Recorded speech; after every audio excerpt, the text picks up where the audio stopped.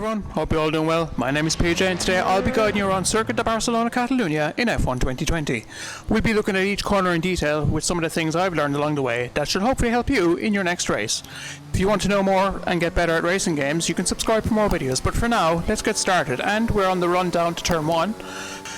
It's fairly high speed all the way down. It's one of your best overtaking spots in the entire circuit, and I'm going to stop here because my braking point for this is in between the 100 and the 150 meter board. So where I'm looking is I passed the 100 meter board here, and you can see right here where the green AstroTurf basically becomes tarmac for the access road. That's my braking point. That's where I'm aiming, and I'm positioning my car for this. I'm positioning my car for this around here. So essentially the middle of my car is on the line, and then I'm braking from 8th gear all the way down to 5th. So I'm in 5th gear then going through this corner. You'd think it would be a much slower corner, but you can actually take it at quite a high speed. So what you do here is you've come flying down here, you brake at maximum speed, you brake hard, and then you slowly release the brake, come down into 5th gear, and you essentially roll through the corner. So you're braking hard all the way down here. You can see this blue line here, it's my best line from time trial. And you're in 5th here, you're just rolling it through, put one wheel on the curb on the inside here. And by the time you exit out, you should be near full throttle again. You're just winding it back up because you've got another fast section coming up. You can then, sometimes you can take this curb, depending on the setup, you might actually spin the car off it though. I've tried a couple of setups in time trial and they tend to be a little bit too aggressive. But with a normal setup, you should be able to put a wheel on the curb there. And by now, you're coming out on the exit here towards the long turn 3, and you're going to be flat out for all of this because Formula 1 cars have so much grip. So you come out wide out here, and then you're full throttle, you're up in about 6th gear, and around here you're shifting into 7th gear, and you're full throttle for all of this. And your basic goal here should be to keep the steering steady. On a pad, I know you will be sawing at the wheel a little bit just to turn it in. A lot of people like to use this thing called tap steering with a gamepad. One way you can get around that is, instead of tapping the analog stick all the way over to the side, instead what you do is you push it forwards and then you slowly rotate it to the right until you get to a desired steering angle. You may also, another thing that people like to do to prevent understeer on this corner is if you're on a controller, you turn all the way to the right, but you're at like 90% throttle or 80% throttle, and then you should be able to maintain a good speed all the way through. So you're going through here, 6th gear, shift it up to 7th, and then you're just keeping the steering steady. You don't want to stay on the inside all the time because you're going to scrub too much speed from the car going sideways, because the more a car turns, the less momentum it has to go forwards. You need to consider that. Either way, once you come out here, you're going to be out here on the edge. You can put one wheel on the curb here, and you're going to be flat out all the way down until I like to brake here, which is 50 meters before the corner. As soon as I get under this big Pirelli sign here, I'm on the brakes, and I'm immediately from 8th gear, or sometimes I hold it in 7th, and I bring it down to 4th. I bring it down to 4th gear, 654, just like that. And as soon as I've finished downshifting, I'm releasing the brake and I'm starting to get back on the throttle again before I've even reached the apex.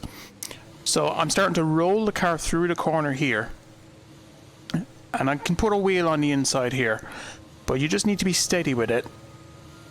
Steady with the throttle all the way through until you get to the outside. You short shift now because you want to get on the power a little bit more until you get to the next corner, and then as soon as you have tracked out to the left hand side there, you need to come into the right hand side again for the next turn, which is turn 5, I believe.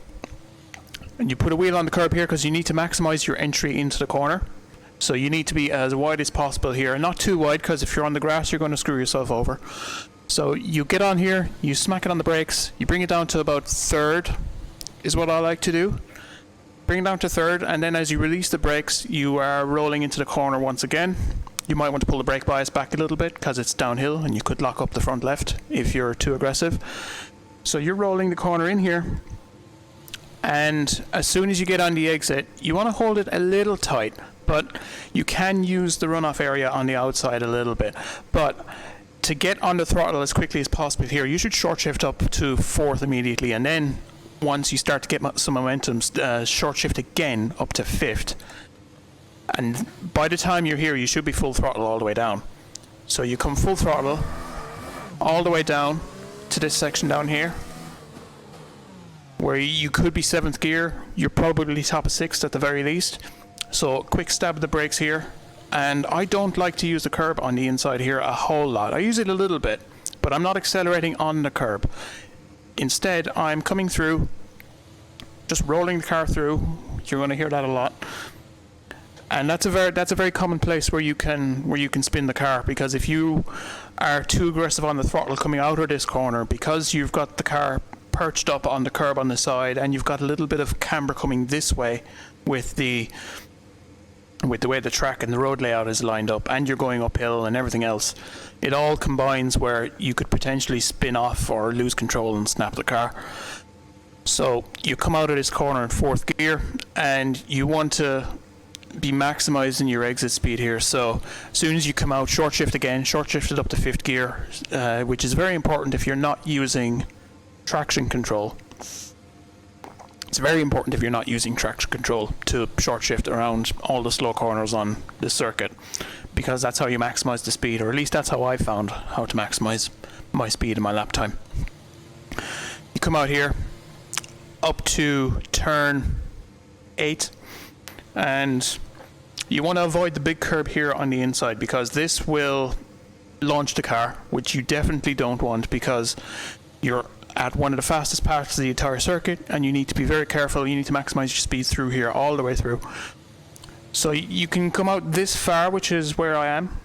So my wheel is just before the edge, but it's not actually on the edge of that inside curb.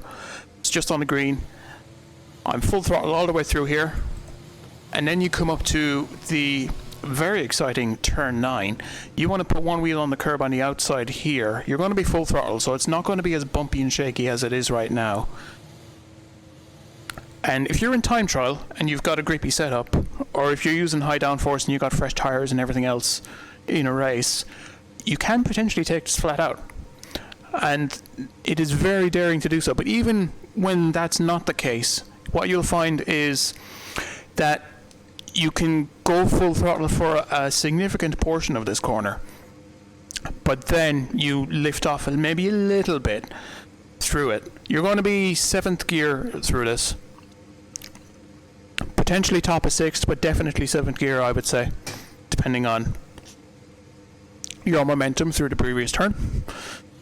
So you fly on through. My turn-in point is just around here, so I'm flat out here. I put one wheel on the inside, like so. I'm keeping this wheel, the left-hand wheel, on the road, just to keep it within track limits and make sure I don't get a penalty or anything like that. And I'll be full throttle all the way down, still top of 7th gear here, and then I come down to the DRS zone, which is right there. Open that up. Open that up only if you're full throttle. If you're not full throttle, I would wait until you get to full throttle and then open it up, because you don't want a sudden loss of rear downforce and suddenly snap the car to the right hand side and be in the grass, which would be a very bad day for you. So come down now into sector 3, and what you need to do here is track over to the right hand side. This is another good overtaking spot, by the way, and I would aim. You should be thinking about braking from as soon as you reach the 100 meter board. And if you're adjusting your brake bias, what you should do here is pull it back a couple of clicks, I would say. You can actually put it forward just to get greater stopping distance, but I find, at least personally, that I brake very hard for this corner, sometimes a little bit too hard, and I can lock up the inside front just a little bit. But either way, your target here is that 100 meter board. As soon as you see that, slam on the brakes, slam down hard, and then get to the 50 and then start releasing the brake. You can see even here on my best lap that the line's a little bit wider, so I actually braked a little bit too much into the corner and got a little bit of a lockup. But either way, you're bringing it all the way down to 2nd gear. 2nd gear, and you want to get in as close as possible to the curb, around there. Avoid the bollard on the inside, obviously. And just roll it through. Just roll it through, and as soon as you're past the apex, immediately short shift up to third. Short shift up to third because you want to get the power down, and then short shift again up to fourth gear because you want to keep putting the power down so that you get a fast exit out of this corner. And then you come up here to turn 11, which is trickier than it seems. So this is uphill, you're climbing once again. However, with the curb on the inside, if you come out of the previous corner at a high enough speed and you go straight over the curb, you'll actually launch the left hand side of the car, and the car will suddenly feel loose, which you don't want because you're going to be turning right immediately. So you may want to track out here and not hit the curb at all and go through. I like to go through this, if I can, I like to go through this section flat out from here, and then as soon as I pass this apex, I release the throttle just a little bit so that I can bring a bit more front end grip to the car and rotate it for the next turn.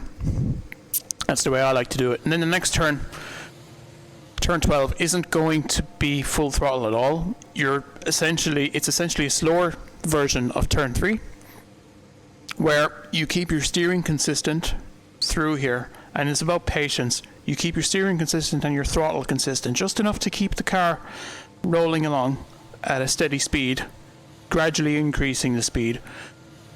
You just hold it through like so, and then once you see that bollard there, you're starting to come to the exit of the corner, so you should put down more throttle, just a little bit more, until you get flat out again. And you come down here, and this is a line that I would take for this next turn here, this sharp right-hander, which you want to brake sharply, bring it down to, I think it's fourth, but we'll see in the hot lap after I do this, and bring it down. Avoid that massive curb on the inside, because that will cause you all sorts of trouble. You want to essentially just have your wheel here on the red and white, but you don't want it on the yellow. And you get down, you get through, and as soon as you track out here, you maybe skim the curb here, but your main priority is to get over here as quickly as possible for the chicane. You want to brake just after you've passed under the sign.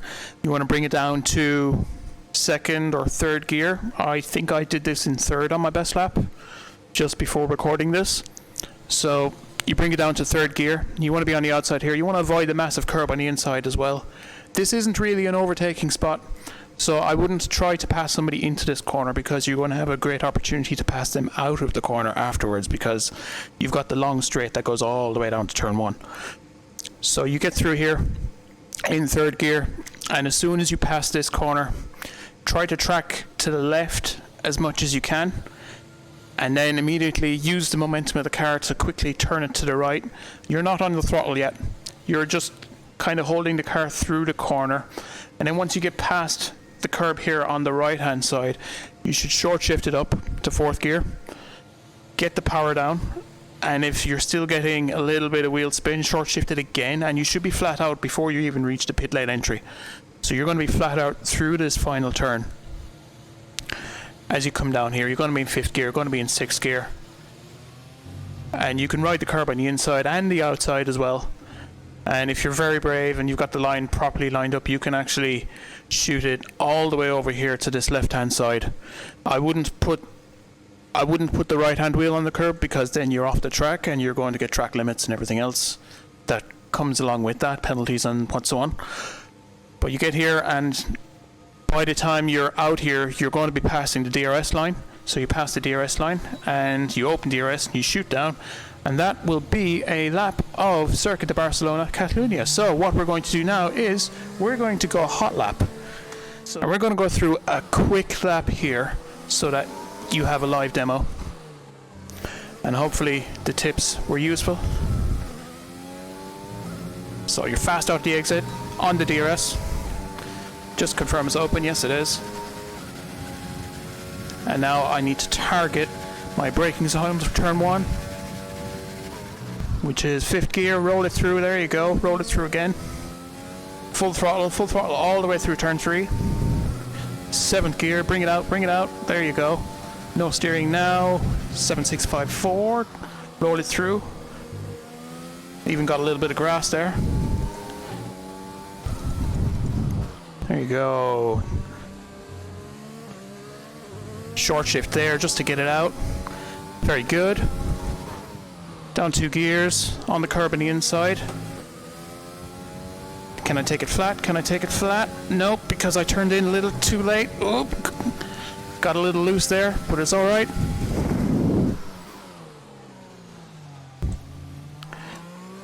Double short shift. They are actually lifted through turn 11. But there we go. Looking good.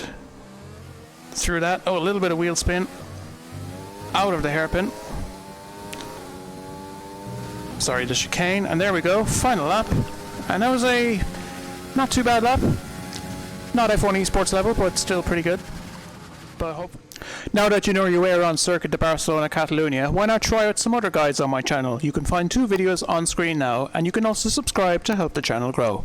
In the meantime, thanks for watching, liking, and subscribing, and I wish you the best of luck in your next race.